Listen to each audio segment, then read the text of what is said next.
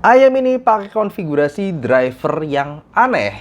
Dan yes, untuk suara sendiri mungkin ada yang bisa bilang unik atau bisa juga bilang dia aneh. Jadi halo dan selamat datang di Everson Review, dan ini adalah review gue untuk salah satu produk terbaru dari Latchware, yaitu Latchware DZ4, di mana dia menggunakan 4 driver yang konfigurasinya gue nggak pernah lihat di tempat lain, yaitu 3 dynamic driver plus 1 passive radiator. Dan harga sendiri kalau di luar sana sekitar $90, berarti di Indonesia mungkin sekitar 1,3-1,4 jutaan. Dan thank you dulu untuk Latchware udah kirimin ayam ini ke gue untuk di-review. Dan seperti biasa aja, gue bakal bahas dari build, fit, frequency response, suara, dan juga perbandingannya. By the way, kalau untuk kalian belum tahu passive radiator apaan, ini aslinya memang konsep yang jarang sekali diterapkan di ayam. Gue bahkan cuma taunya di EA 2000-nya si SIMGOT, sama ada di sini, dan nanti juga bakal ada di SIMGOT EA1000, dimana passive radiator adalah seperti namanya, dia passive, dia nggak ke-connect sama voice coil apapun. Jadi basically dia cuman diaphragm doang yang katanya dia mendapatkan getaran bantuan dari driver lain, dan dia dimana dia juga jadi bergetar juga dan menimbulkan frekuensi yang membantu tekstur atau rumbling bass-nya. Nah, itu teorinya. Tapi gimanakah suaranya? Mulai dari build quality-nya dulu, gua rasa faceplate ini pakai bahan entah aluminium entah plastik yang dicat metalik, karena bahannya nggak terlalu berasa metal, cuman ada finishing sedikit metalik.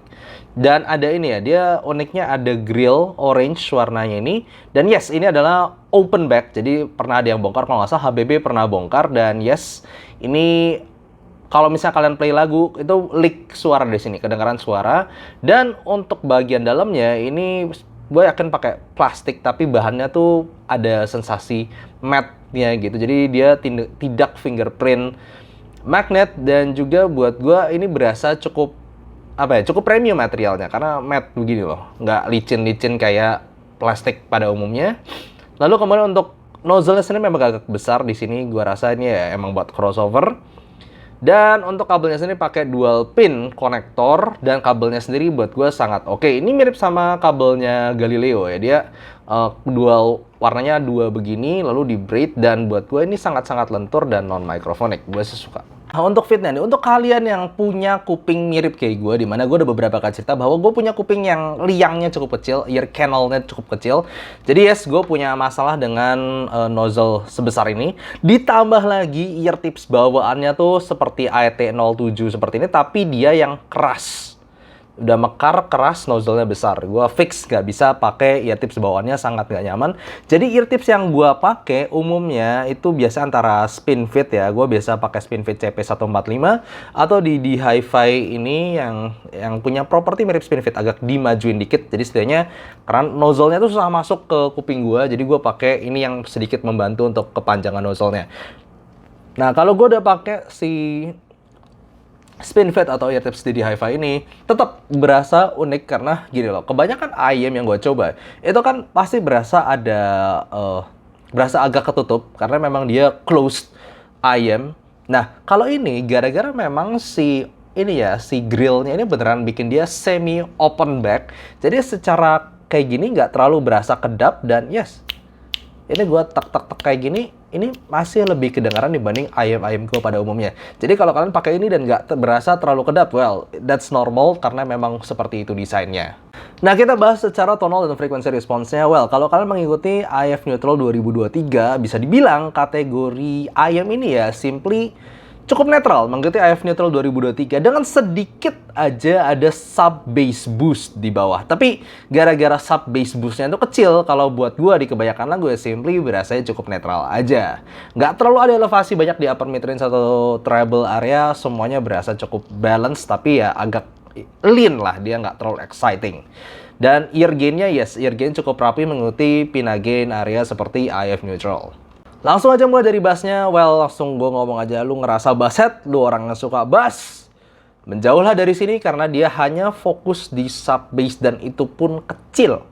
Ditambah dengan open back design ini, yes, jadi bassnya itu cuman berasa kayak deg deg, bukannya jeduk gitu, nggak bisa, ataupun megah, nggak. Dia cuman cedek kecil. Dan itu lebih berasa di lagu-lagu yang bisa sebutlah kayak macam Con La Brisa atau mungkin lagu-lagunya Black Panther tuh itu yang bagus, yang Coming Back For You gitu, itu cuma berasa, dan itu pun nggak gede-gede amat. Jadi untuk kalian yang pengen bass yang full sounding, tebel, gebuk dalam, jauh-jauh ini cuman ngasih bass cedukan di ujung aja. Tapi kalau kalian yang suka bass yang netral, gua rasa lu bakal suka karena dia masih ada sedikit ujung sub bassnya, tapi sisanya itu very flat.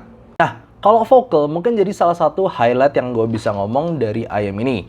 Karena dia itu, ya simplenya cukup netral. Dia nggak ada kelebihan ataupun kekurangan di upper midrange atau lower midrange. Simply balance. Kalau lu dengerin vokal cowok ataupun vokal cewek, simply balance. Lu mau coba dengerin vokal jazz macam Diana Krall, lu mau cobain denger vokalan yang a bit jazzy mungkin ala Tulus, atau lu mau dengerin lagu macam suaranya Ariana Grande ataupun bahkan Celtic Woman, semuanya itu berasa cukup well balanced, clean and clear.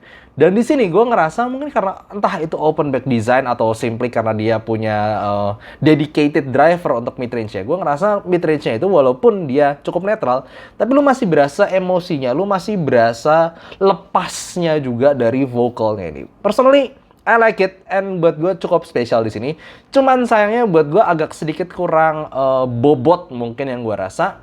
Itu ketika benar-benar lagu yang tebel-tebel kayak sebutlah Michael Bublé ataupun Josh Groban. Itu aja yang gue ngerasa masih agak bobot, kurang bobot, karena memang mau nggak mau juga bobot suara ada kadang datang dari bass juga. Sementara ini bassnya lean banget, benar-benar lean banget di sini. Treble-nya sendiri gue ngerasa ada sensasi yang mirip sama vokalnya, di mana treble ini sebenarnya well balanced. Gue nggak ngerasa ada frekuensi yang terlalu kurang gimana-gimana, cuma memang berasa smooth. Dan gue ngerasa, ini agak aneh ya, secara tuning sebenarnya cukup netral, extensionnya bagus, cuman kadang gue bisa ngerasa dia bisa dynamics-nya tuh bisa agak beda sama mid and bass-nya. Gue ngerasa di sini karena dia punya driver sendiri-sendiri, dynamics-nya yang treble-nya kadang bisa nyerang. Kadang gue ngerasa di beberapa lagu dia bisa agak maju, agak berasa ketika pemusiknya itu ces gitu, ataupun ting, ataupun ngik. Entah itu dari instrumen ataupun perkusi bagian atas itu bisa kerasa agak maju, walaupun frekuensinya nggak terlalu nunjukin itu. Tapi bisa berasa agak maju dan nyaris, buat gue nyaris nyakitin. Sekali lagi, ini perasaan yang buat gue agak aneh dan gue jarang nemuin di tempat lain. Gue tebak, ya mungkin karena dedicated drivernya yang agak aneh ini juga. Cuman overall, buat gue secara tuning dan tonal balance untuk treble-nya sendiri, dia masih bisa dibilang safe. Jadi untuk apakah tonalnya ini buat gue, karena suara yang overall lumayan netral dengan sedikit sensasi open dan juga masih dapat balancingnya. Jadi gue ngerasa IAM ini cocoknya untuk lagu-lagu yang akustikan atau vokalan, maybe jazzy music ataupun lagu-lagu yang akustik aja, nggak terlalu banyak instrumen, nggak terlalu banyak main drum, nggak terlalu banyak main treble juga. Itu yang gue bisa rekomendasiin. Tapi kalau untuk lagu rock, buat gue kurang asik di bassnya, dentuman dari kick drumnya itu nggak dapet. Lalu kemudian untuk lagu-lagu yang megah, dia juga nggak terlalu berasa atmosferik, bassnya nggak bisa menggelegar. Buat lagu EDM juga buat gue mid bassnya kurang tebel, kurang bisa jedak-jeduk.